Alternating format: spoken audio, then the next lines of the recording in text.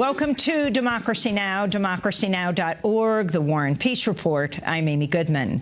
U.S. and Taliban officials have agreed to a framework for a peace deal in Afghanistan, with the U.S. touting significant progress at peace talks in Qatar over the past week. The eventual agreement could lead to a full pullout of U.S. troops and a Taliban ceasefire and open up dialogue between the Taliban and the Afghan government. Afghan President Ashraf Ghani supported removing the U.S. military presence from the country, saying on Monday that his government's goal was to bring down the number of foreign troops to zero. Federal employees are returning to work after President Trump and congressional leaders agreed to a deal that reopened the government after a 35-day partial shutdown, the longest in U.S. history.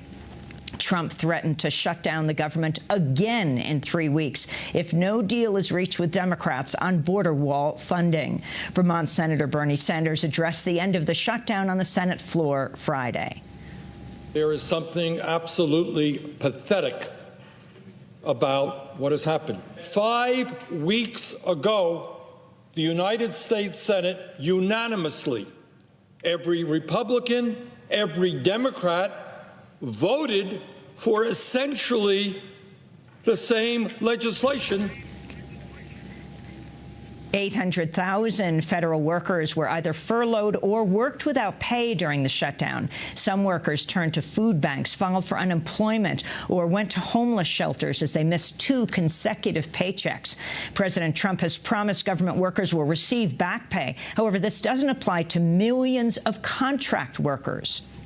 Hours before Trump announced the end of the shutdown Friday, the Federal Aviation Administration halted some flights at airports in New York, Newark, Philadelphia, and Atlanta after air traffic controllers began calling in sick en masse.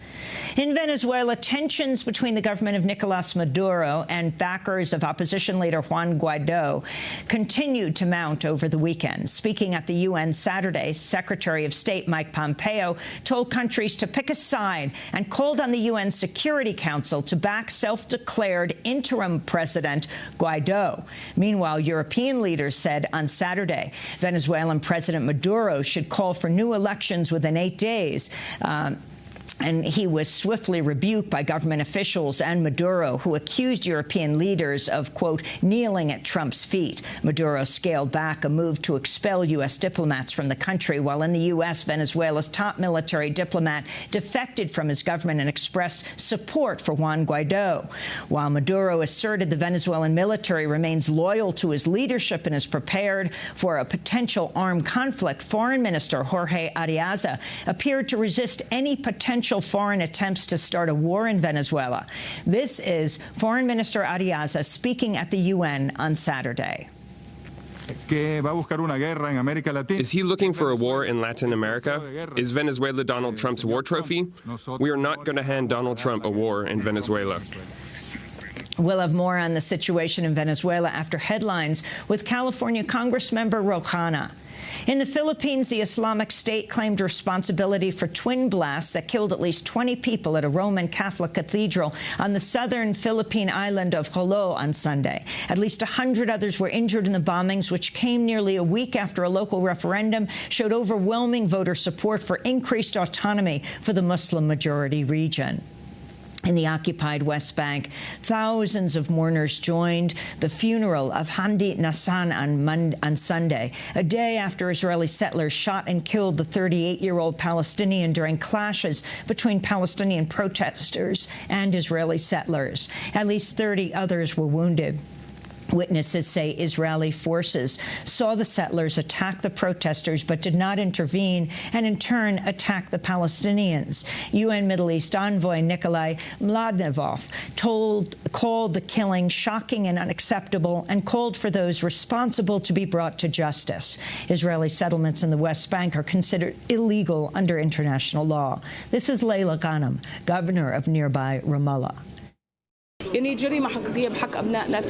crime is against the rights of our people in an al-Maghir village, which was done by a group of settlers with protection of the terrorism army, the Israeli army.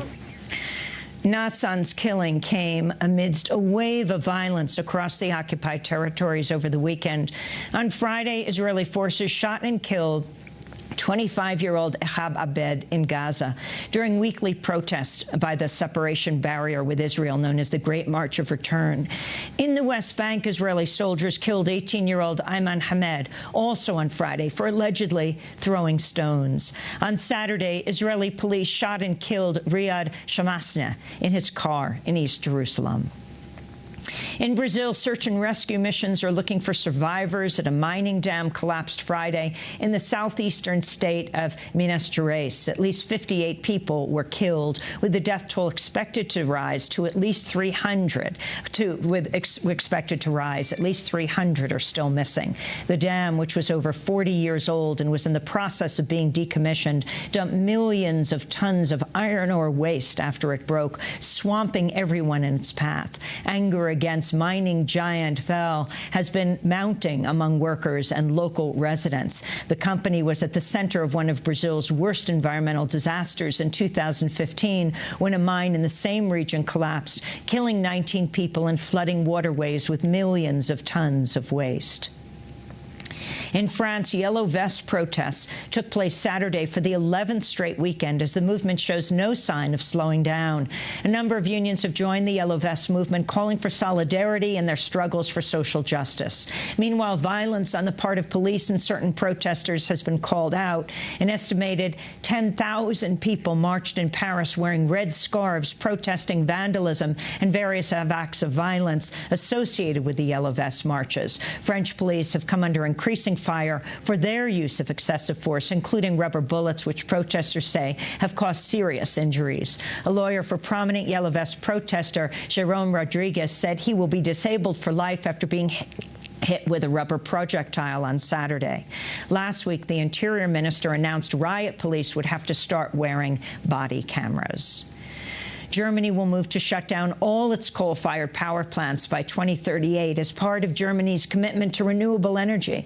The move was announced by a government-appointed commission, which is proposing $45 billion to assist regions most affected by the closure of the coal plants. Germany is also on track to close down all of its nuclear power plants by 2022. Renewables made up over 40% of energy supplied in Germany last year, surpassing coal for the very first time.